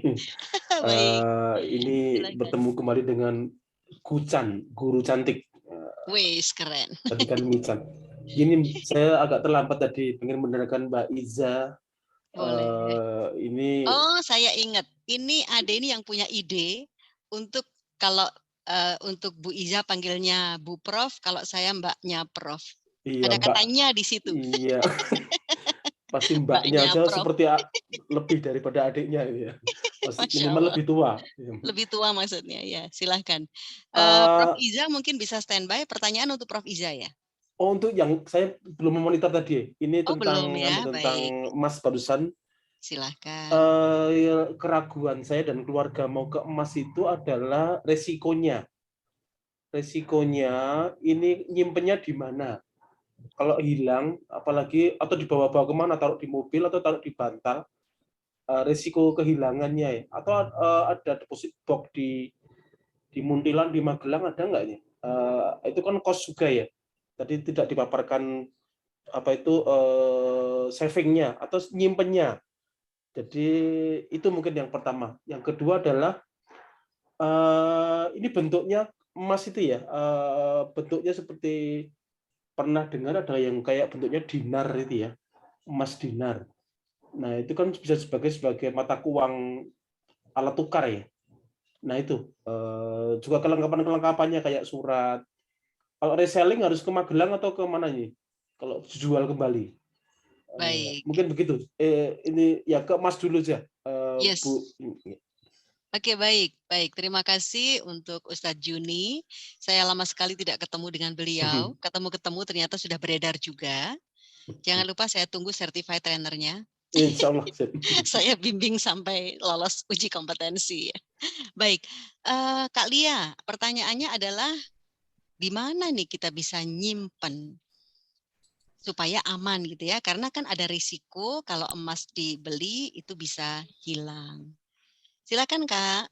Ya baik Michan, terima kasih ya Mas Juni, Mas Ustadz Juni ya manggilnya. Ya, Ustadz Juni. Ya tadi terkait penyimpanan emas ya. Nah ini ya mungkin emas itu kan kita bentuknya kecil ya, bahkan ada yang ukuran 0,025, imut banget, kecil ya, sampai ada yang bilang ini kayak benik ceplik, itu sama benik aja, sama kancing baju aja lebih gedean kancing bajunya gitu kan. Nah, kadang kita juga bingung nih saat mau beli, saat kita sudah punya emas, kira-kira nyimpennya di mana ya? Padahal barang sekecil itu ya. Sedangkan kalau kita punya mobil, kita punya motor, gitu aja kita taruh di depan juga santai saja, aman-aman saja ya. Sedangkan ini yang lebih kecil dari kendaraan, kita masih bingung nyimpennya. Nah, orang biasanya juga nggak akan tahu kalau kita nggak cerita, aku habis beli emas loh, habis beli emas 100 gram, habis beli emas sekilo gitu kan. Orang biasanya nggak ada yang tahu. Nah, sedangkan di Magelang ini kita selain ada kantor cabang juga, kita ada penyimpanannya, yaitu ada istilahnya seperti koperasi ya di sini yang backup untuk kantor cabangnya EOA Gold tadi, namanya EOA Club. Kantornya jadi satu di Payaman untuk Magelang. Nah, itu bisa saving juga di kantor EOA Club. Jadi lebih aman karena kita per 1 gramnya itu Rp500 sebulannya. Dan minimal penyimpanannya adalah 2 gram. Itu hanya untuk biaya saving saja. Begitu. Itu untuk penyimpanannya ya. Nah, terus untuk yang reselling tadi, kalau misalnya kita sudah beli emas, terus mau dijual kembali atau buyback gitu, di mana gitu ya, Mas Juni tadi. Nah, kita bisa jual di toko emas biasa ataupun bisa dikembalikan ke cabang. Karena di sini kita selain cabang ada member of gold juga, ada agent of gold juga, jadi harganya juga sama seperti yang tadi sekilas di slide itu kan ada harga buyback-nya ya, atau harga jual kembali. Nah itu se-Indonesia mau jual di member, mau jual di agent, mau jual di cabang dimanapun, itu harganya sama semua. Karena kita setiap hari selalu ada rilis harganya, ada daily harganya. Nah sedangkan di toko emas itu biasanya nggak ada patokan harganya. Toko emas nggak mungkin setiap hari ngeluarin harga ditempel di depan ya. Jadi lebih fair kalau di kita. Nah, kalau di toko emas mungkin asal dihitung-hitung saja, langsung pakai kalkulator, ya sudah kita tunjukin gitu kan. Oh, ini harganya 1 gram begini, segini. Nah, kalau di kita harganya sudah ada. Nah, itu. Dan untuk tadi dinar ya, dinar itu berbeda dengan emas logam mulia, karena di sini emas logam mulia itu memang ada beberapa brand ya, ada banyak brand dari yang bulat, dari yang kotak, nah macam-macam bentuknya, tetapi kadarnya adalah 24 karat juga sama. Begitu ya, Mas Juni. Semoga sudah terjawab. Baik. Terima kasih Kak Lia. Terima kasih untuk Ustadz Juni. Berikutnya ada raise hand dari Ustadz Biyu. Ustadz Biyu ini adalah anggota ITMA Jawa Barat. Indonesian Tour Leader Muslim Association. Oke, silakan untuk dibuka kameranya dan juga mic-nya, Ustadz. Assalamualaikum. Waalaikumsalam warahmatullahi. Silakan Ustadz. Wah, mantap semua ini tadi. Alhamdulillah. Mantap kabeh para serikan di Magelang. Utamanya Magelang sebelah mana, Tat? Magelang sebelah Magelang Utara ya, kalau nggak salah ya. Tadi Magelang katanya Utara, mohon izin. Ini tadi katanya, ini pembicaranya FPI gitu. Ternyata itu Forum Payaman Intelek. Masya Allah. Alhamdulillah malam hari ini Payaman semua ini. Magelang. Iya. Squad Payaman ya, Michan. Squad Payaman. Mari pengen investasi ini jadinya. Wis, Masya Allah, keren sip. Kalau boleh mohon izin satu pertanyaan untuk Ibu Lia, satu pertanyaan untuk Ibu Prof. Iza. Oke. Simpel aja, untuk kantornya di mana sih? EOA Gold. Kalau pulang saya pengen jalan-jalan ke sana. Siapa tahu. Di mana? Di Payaman. Oh, di Payaman. Iya. Sama Masjid Agung? Sebelahnya. Iya. Oh, deket. gitu. Iya, dekat. Jalan nggak ada 10 menit. Oh, saya dari Sanggeran jalan masih kuat sampai ke situ. Wes, keren, siap. Mudah-mudahan nanti kalau pulang saya mampir, insya Allah. Siap. Ditunggu. Kemudian untuk Bu Prof ini saya sudah pernah dengar ini dari Ustazah FM. Jadi Saya dulu muridnya Ayahanda yang paling beling. Saya murid yang paling beling dari Ayahanda dulu. Siap. Tadi sudah disinggung tentang berbagai macam investasi ya. Nah, mohon petunjuknya, mohon pencerahannya kalau dalam kondisi Indonesia sekarang ini, apakah aman untuk sukuk sama sun itu? Karena saya sering ya sepintas saja, saya nggak banyak tahu tentang ekonomi. Sepintas saja kalau orang-orang teman-teman pada ngerasani pemerintah itu katanya sekarang ekonomi pemerintah lagi pas-pasan gitu. Apakah nanti bisa dia mengembalikan utangnya itu? Matur nuwun. Terima kasih Pak Bambang. Tadi pertanyaannya untuk Bu Lia sudah terjawab, mau diantar ke rumah, jawabannya begitu ya Bu Iya. Lia ya? Iya, sudah Siap. ya Bunda Prof. Ada yang mau nganterin Ustadz Bio nih, dengan senang hati menerimanya saya di sini. Siap. Saya kalau di Magelang sering jalan kaki. Lebih sehat ya, Tat ya. Iya. Kalau sampai Payaman masih kuat lah dari sana. Insya Allah. Dekat. Iya. Iya, Baik, satu terima liter kan kasih. begitu. Per liter banyak jalannya. Banyak jalan kaki, iya. Ya, jalannya.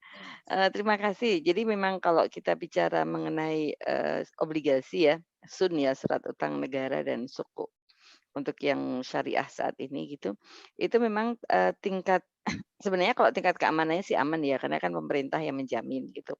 Entah nanti pemerintah caranya bagaimana untuk mengembalikan apa namanya SUN tadi. Cuman untuk saat ini kalau kita bicara mengenai tingkat keamanan investasi, saya sepakat yang disampaikan oleh Bu Lia tadi ya, seperti yang saya sampaikan di awal tadi bahwa emas memang menjadi salah satu pilihan yang cukup cukup menjanjikan gitu. Karena untuk investasi di masa depan dengan tingkat kepastian pengembalian modal, kemudian dengan likuiditas yang tinggi dan risiko yang rendah, itu emas menjadi salah satu pilihan primadona saat ini. Memang kalau kita lihat secara perekonomian, emas itu tidak menjadi penunjang cukup bagus sih kalau kita bicara secara makro gitu. Tapi dalam investasi yang kita bicarakan saat ini kan investasi secara mikro, artinya investasi secara perseorangan. Tapi Pak Bambang Udoyono itu panggilannya apa tadi, Ustadz Bio ya? Ustadz Iya. Bio. Ya. Biu ya. BNU, Bambang Udoyono. Inisial nama saya itu. Oh itu kalau anak saya dulu mau bilang biru nggak bisa biu gitu. Sama Bedanya cucu gitu. saya juga gitu. Bukan Biu. bibu ya? Bukan bibu. Biu. Biu. Cucu saya Biu. juga gitu. Oke. Jadi kalau tingkat keamanan untuk saat ini memang yang sun dengan yang sukuk memang mungkin risikonya agak menjadi lebih tinggi gitu. Gitu Ustadz Biu, yeah. Matur nuwun. Wah, jadi Iya, mantep mantap. mau ke emas kalau Baik. gitu. Ini sebenarnya ada nih, Prof bisa nerangkan nih, kenapa harus emas gitu. Karena ada hal-hal yang sangat sepele kenapa harus emas. Kenapa saya minta untuk Prof menjelaskan, karena ketika waktu itu saya diminta mengisi training di Pegadaian Syariah tentang emas, saya nanya dulu gitu. Poin-poin apa yang secara human banget sih, kenapa emas gitu. Seperti yang pernah Iya. disampaikan ke saya. Silakan Prof. Oke. Ini malah disoali ya ini sama kakak saya ini karena dia statusnya adalah mbaknya profesor tadi. Jadi berhak untuk mengetes. Jadi memang kalau kita bicara mengapa emas itu yang pertama adalah tingkat dari likuiditasnya tinggi gitu. Jadi orang-orang seperti kita gitu ya, mungkin tingkat likuiditas tinggi itu menjadi bagian yang penting ketika kita membutuhkan kebutuhan mendadak, kebutuhan sewaktu-waktu. Dan kemudian kita untuk menabung emas tadi itu kita bisa mencicil gitu. Kita bisa bertahap gitu. Kita bisa bertahap dari besaran-besaran yang mungkin kecil gitu ya, kemudian meningkat gitu. Karena sekarang kan pecahan dari emas itu menjadi lebih kecil sehingga menjadi lebih mudah bagi masyarakat awam untuk menyimpan emas tadi. Kemudian yang kedua sebenarnya penyimpanannya juga tidak terlalu berat karena emas senilai 5 gram gitu yang mungkin nilainya 5 juta itu kalau emas kan hanya satu ya sedikit hanya saku jempol gitu ya kalau 5 gram. Tapi saya herannya kalau digambar dalam bentuk Masjid Nabawi, dalam bentuk Masjidil Aqsa itu bisa bagus gitu. Saya sampai heran emas itu luar biasanya di situ. Jadi untuk penyimpanan juga lebih mudah. likuiditas likuiditas tinggi, kemudian bisa mencicil, artinya dalam jumlah sedikit pun dia tetap tidak akan mengurangi harga dari emas itu sendiri, kemudian penyimpanan mudah dan harga itu pasti gitu. Dari waktu ke waktu itu pasti. Nah, itu beberapa keuntungan dari emas. Kemudian yang keempat ini keuntungan yang buat kita sendiri gitu. Kalau kita jual emas tuh nggak ada orang tahu gitu. Artinya kalau kita misal sedang membutuhkan sekali gitu, kita jual tanah, orang semua tahu gitu. Orang kita jual mobil, orang semua tahu. Tapi ketika kita jual emas nggak ada yang tahu. Gitu. Nah itu salah satu hal yang sangat membantu kita di dalam berinvestasi. Gitu. Mungkin itu beberapa hal mengenai keuntungan dari berinvestasi emas. Nah, Matur ini nuwun. jawabannya yes, alhamdulillah. Jadi lebih mantap ya Tati ya. Karena Iya. kalau tanah gitu kan, kalau tanah itu kan nggak mungkin kita sedikit demi sedikit masa sak pesek gitu kan nggak mungkin ya. Kalau beli tanah kan nggak bisa 1 meter gitu. Satu karung nggak bisa gitu. Dan ini adalah kelebihan dari emas untuk investasi. Ketika dijual juga tidak banyak orang yang tahu, paling dengan tokonya aja yang ngerti kalau kita membutuhkan uang. Kemudian satu lagi yang belum disampaikan sama Prof yang saya masih ingat adalah ini emas itu bisa dibawa kemanapun gitu. Misalnya suatu saat nih, saya mau jadi pejabat pindah ke ibu kota negara baru gitu. Itu saya bawa emas sampai 20 gram aja gitu. Itu nggak ada orang yang ngerti saya bawa. Tapi kalau tanah kan nggak bisa dibawa. Jadi barang yang bisa dibawa kemana-mana lebih fleksibel. Mas Rozi bertanya ini berapa persen perbedaan antara kalau kita beli dan jualnya? Boleh Kak Lia dijelaskan? Ya, baik Nichan. Jadi terkait harga, split harga ya yang ditanyakan Mas Ya, Rozi. Mas Rozi. Ya, berapa harga persentase. Nah, di kita memang tidak ada persentase jelas ya. Misalnya saat kita beli sekarang, 1 gram harganya 950. Kita sudah bisa menentukan besok kalau mau dijual lagi berarti dikurangi nih. Misalnya 5%. Harganya jadi segini. Nah, di kita belum bisa seperti itu. Karena untuk split harga di sini, memang daily harganya, rilis harganya itu kan setiap hari. Dan setiap hari harga emas itu selalu ada perubahan. Harganya cenderung naik, tapi kadang juga turun. Turun pun juga tidak terlalu turun drastis ya, paling selisih 1.000, 2.000. Nah, tetapi untuk kenaikan itu setiap tahun selalu ada. Dan untuk harga spritnya memang tidak bisa terpatok ya, tapi kita patokannya kalau mau jual kembali adalah rilis harga harian. Dan untuk sprit harga itu beberapa logam mulia, memang itu juga sudah ada ya. Nah, itu di kita itu harganya memang lebih mahal daripada yang lainnya, daripada logam mulia yang lainnya. Nah, begitu ya, Mas Rozi, mungkin sudah jelas. Baik, Sudah oke, masih terjawab. ada satu pertanyaan lagi yang dikirim via chat nih, Kak Lia. Iya. Bagaimana caranya kalau ingin menjadi member atau barangkali agent, apakah di Kendal juga sudah ada? Pertanyaan Ya. dari Om Makrus. Dari Om sendiri nih. Kalau ketemu malah nggak pernah nanya, nggak pernah ngomongin ini ya, misalnya yang diomongin berbeda. Ya, izin menjawab ya untuk Om Adi di sini. Nah, memang untuk di Kendal sendiri belum ada kantor cabangnya. Nah, kita untuk kantor cabang di DIY Jawa Tengah itu baru ada di Magelang, di Temanggung, di Solo itu sudah ada, kemudian di Jogja, di Tegal, sama di Purwakarta ya. Purwakarta di Purwokerto. Nah, kita kantor cabangnya baru ada itu. Tetapi untuk agent dan untuk member itu sudah banyak sekali di se-Indonesia. Kita ada 4.000 sekian agent dan juga 10.000 sekian member. Di Kendal itu sudah ada agent juga di sana. Tetapi untuk kantor cabangnya memang belum ada. Gitu. Oke, baik, terima kasih. Pak Yan, mohon izin nih, sudah ada penanya tadi ya dari Ustadz Juni, kemudian Ustadz Biyu, terus Mas Rozi dan juga Mas Makrus ya. Ini ada pertanyaan lagi dari Mbak Deni. Coba saya cek chatnya. Tunggu sebentar. Karena saya ini harus agak miring membacanya. Saya nggak pinjam. Saya mungkin akan membaca dari HP-nya suami. Bismillah. Maafkan. Assalamualaikum. Untuk di Surakarta apakah sudah ada dan bagaimana apabila menjadi member? Surakarta bagaimana, Kak? Ya, Ini Surakarta dari masuknya di Mbak Solo Deni. ya, Solo, Mbak termasuk Solo kan? Mbak Nia ya? Deni. Oh, Mbak De. Iya, di Surakarta itu sudah ada kantornya juga di Kartosuro sekarang, berpindah di Kartosuro. Nah, itu sama Mbak Ina yang Ina. tadi Jawil Pak Ian ya saat di-share. Ya, itu Baik. sudah ada, atau bisa menghubungi saya juga, ada di WA nanti. Nah, itu bisa Baik. saya bantu ya kalau misalnya ingin tanya-tanya lagi.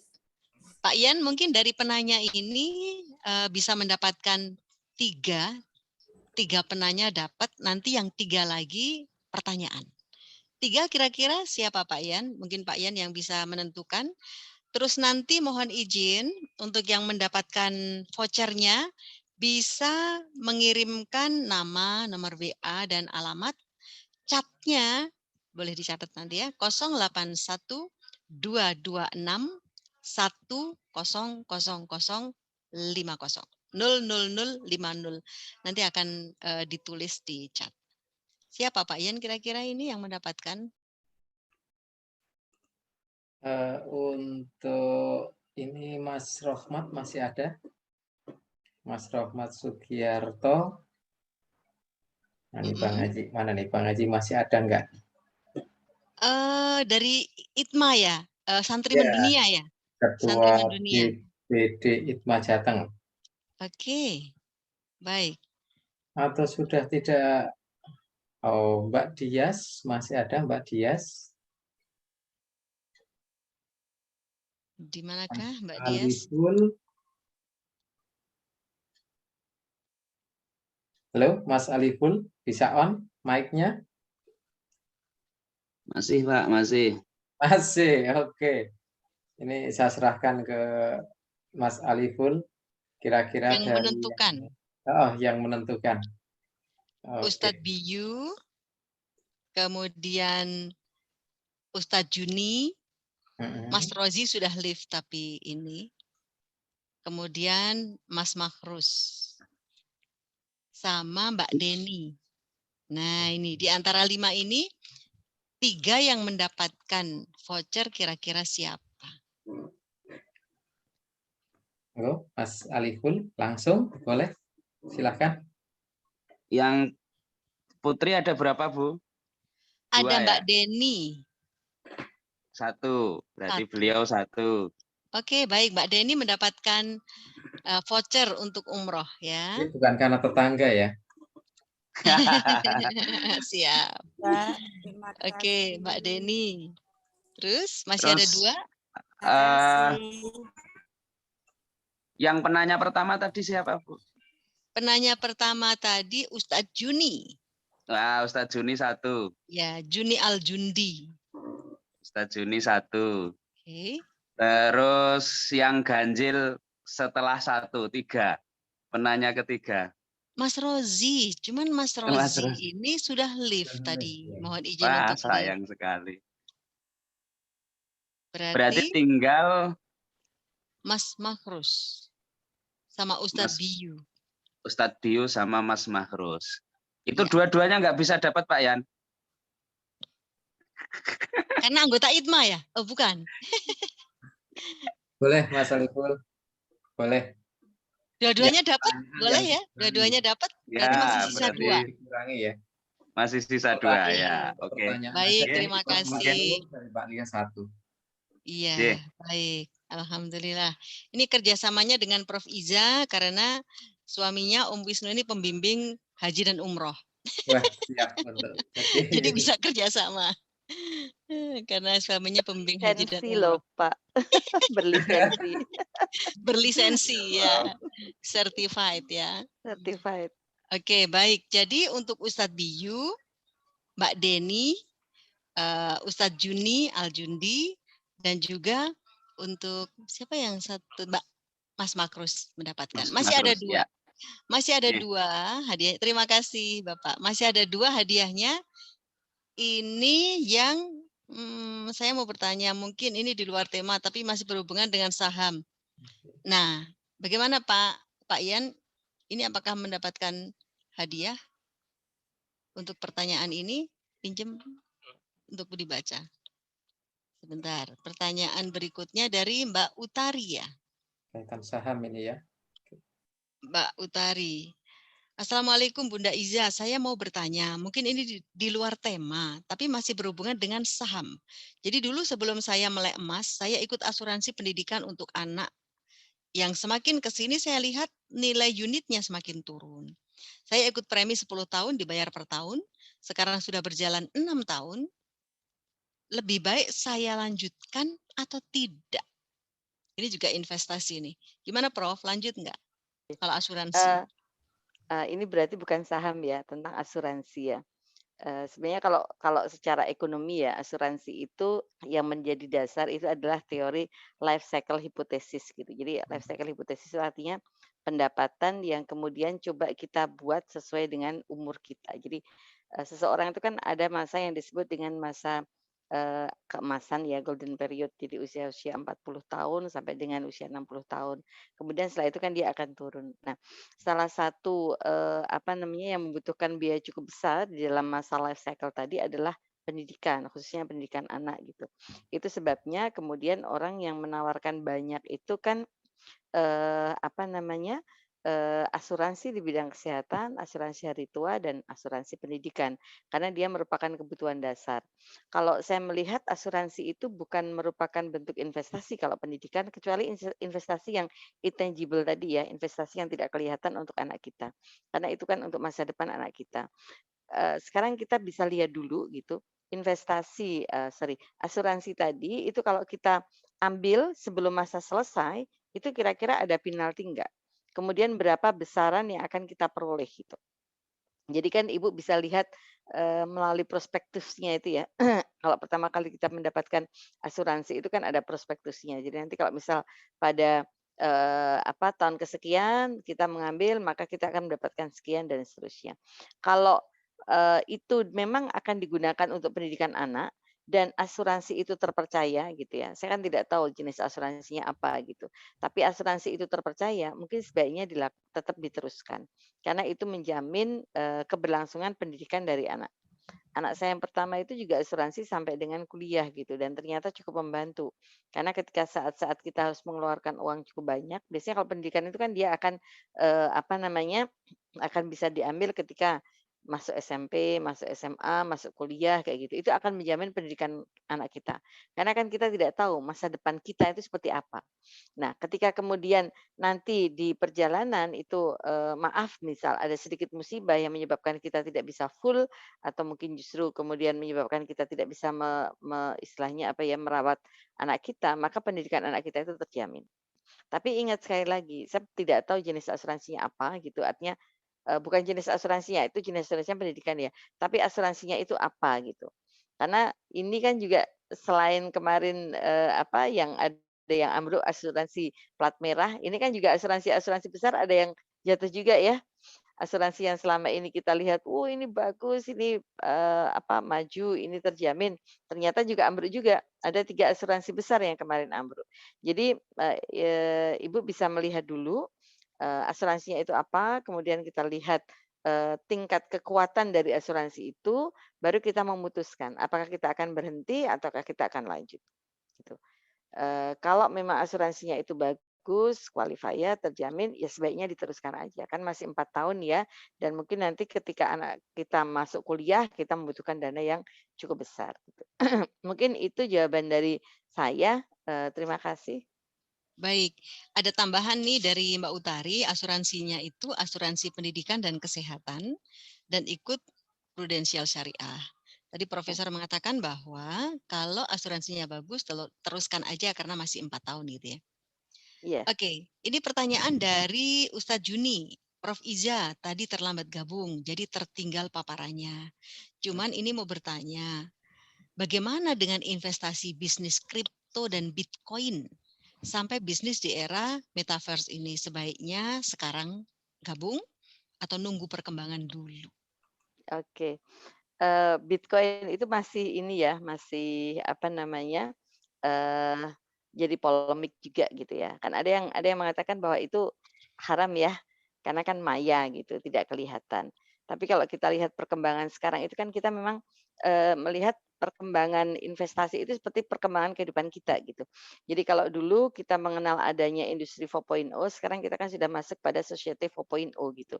Di mana industri 4.0 bukan lagi menjadi alat, tetapi kita memang bisa manfaatkan itu untuk aktivitas kehidupan kita sehari-hari. Sebagai contoh, satu yang kemarin itu sempat jadi berita heboh ketika Syahrini, apa namanya, memunculkan metaverse dia gitu, itu kan langsung habis terjual dalam waktu sekian, ya nggak sampai sehari lah, itu langsung habis terjual. Tetapi sebenarnya itu masih menjadi polemik. Saya, sempat membaca juga bahwa ada yang mengharamkan untuk Bitcoin ini ya. Bitcoin ini ada yang mengharamkan gitu, tapi saya belum membaca secara detail, pendapat dari majelis ulama gitu. Kalau saya untuk saat ini sebaiknya menunggu terlebih dahulu gitu, sampai kondisinya semakin membaik. Memang salah satu keuntungan dari, Covid ya walaupun itu, musibah dari Allah, kita kan selalu mengambil dari sisi positifnya ya. Itu berkembangnya industri 4.0 dengan sangat cepat. Kita semula merasa kita sanggup nggak sih, kita mampu nggak sih, ternyata ketika kita apa namanya, dihadapkan dan harus bruk ketemu, jegur sendiri, ternyata kita mampu gitu. Kalau saya sarankan, apa namanya, Ustadz Juni untuk kita tunggu terlebih dahulu ya, karena, kondisi ini masih masih berubah dengan sangat cepat gitu. Mungkin itu jawaban saya Ustadz Juni. Baik, Oke, terima kasih banyak. Masih ada 2 voucher nih Pak Yan. Masih ada 2 voucher. Bagaimana ini untuk nasib 2 voucher ini akan diberikan kepada peserta yang beruntung? Karena kalau bertanya, barusan Ustadz Juni bertanya. Kemudian Yang dua yang pakai pertanyaan ya tadi ya. Bunda Husna. Halo? Yang dua yang menggunakan pertanyaan ya. Yang pertanyaannya dari Prof. Iza 1, dari Bulia 1 ya, Bunda Husna ya. baik. Iya. Mau pertanyaan? Iya, yang dua Pertanyaannya, pertanyaan. oke. Ya. Baik, yang 2 pertanyaan. Silakan, Prof, pertanyaannya apa nih? Baik, ini yang ringan-ringan aja ya, yang tadi sempat saya sampaikan gitu. Itu kan tadi, saya sampaikan bahwa, eee, antara risiko dengan pendapatan itu kan berbanding lurus gitu ya. Nah, maksudnya apa gitu? Mungkin masih ingat tadi yang saya sampaikan. Oke, pertanyaan dari Prof. Iza, boleh dijawab dengan langsung open mic, boleh ditulis silahkan. Ada yang penghasilannya tinggi dari investasi itu, tetapi risikonya juga tinggi, itu maksudnya apa? Dari Kak Lia, silahkan Kak.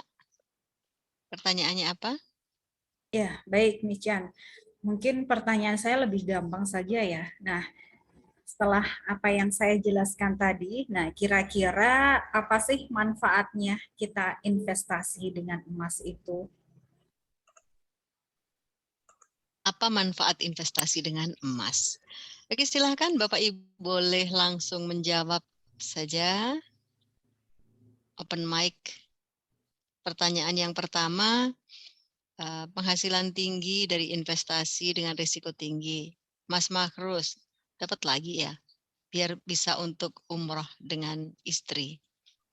Apakah jawabannya benar? Jawabannya adalah semakin income-nya tinggi, pasti risikonya tinggi. Benar, Prof? Benar ya? Iya, betul. Oke. Pak Ian, vouchernya Mas Makrus boleh dapat lagi, bisa untuk berangkat dengan istri. Bisa untuk nanti bisa diberikan ke nama lain, istri, keluarga, anak. Oke. Manfaat emas anti inflasi. Itu Kak Lia. Bagaimana Kak Lia? Iya, betul juga salah satunya itu. Berarti Mbak Utari dapat nih. Mbak Utari dapat. Oke, 6 voucher sudah terbagi pada malam hari ini. Yang mendapatkan adalah Ustadz Juni, Ustadz Biyu, Kemudian Mas Mahrus dapat 2 dengan istri. Kemudian Mbak Utari, dan yang satu lagi tadi Mbak Dewi, Mbak Deni. Oke, begitu. Baik, mungkin ada benang merah atau kaitan apa yang mesti dilakukan terkait dengan investasi supaya masa depan berseri.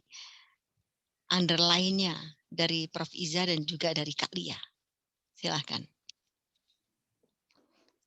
Saya dulu atau Mbak Lia Ya, dulu aja silakan. deh sekarang. Mbak Lia dulu Oke, Kak gantian. Lia dulu, Kak Lia. Oke, underline-nya dari investasi emas terutama. Ya, jadi seperti yang sudah beberapa ya pemaparan tadi, intinya di sini kenapa harus berinvestasi dengan emas? Ya, karena kita sudah bisa membedakan investasi yang menguntungkan itu apakah investasi kita dengan menabung uang di bank, deposito, ataukah dengan investasi emas. Dan yang pasti adalah dengan investasi emas, karena emas nilainya cenderung meningkat setiap tahunnya daripada kita menabung uang. Karena dengan emas itu akan lebih mudah untuk kita meraih impian terbaik kita di masa depan, dan insya Allah akan semakin berseri saat kita sudah berinvestasi dengan emas. Baik, terima kasih Kak Lia. Silakan Prof.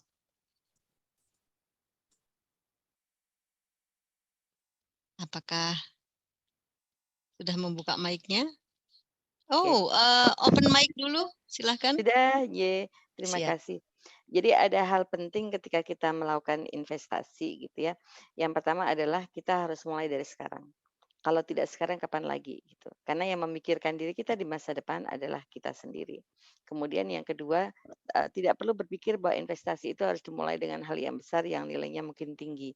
Tapi investasi mulai dari sekarang, mulai dari hal yang kecil. Dan yang paling penting investasi itu harus dilakukan dengan konsisten.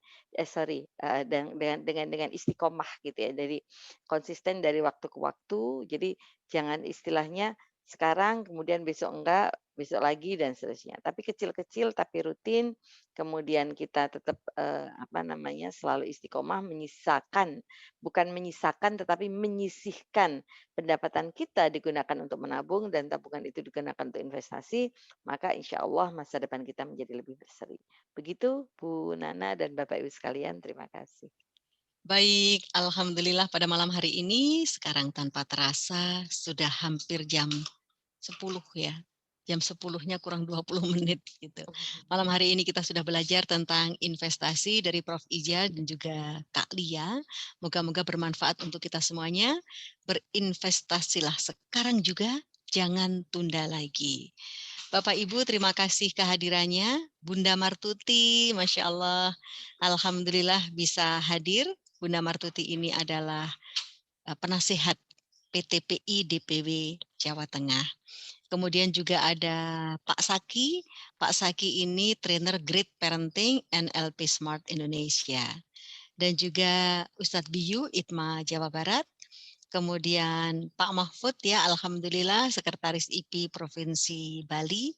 Dan juga Ayah Bunda, Bapak Ibu yang mohon maaf tidak dapat kami sebutkan satu persatu. Oh, ada Pak Tegen, Masya Allah. Pak Raja, Pak Tegen Maharaja ini adalah Ketua PTPI DPW Sumatera Utara. Masya Allah, alhamdulillah. Alhamdulillah. Lihatnya juga ini.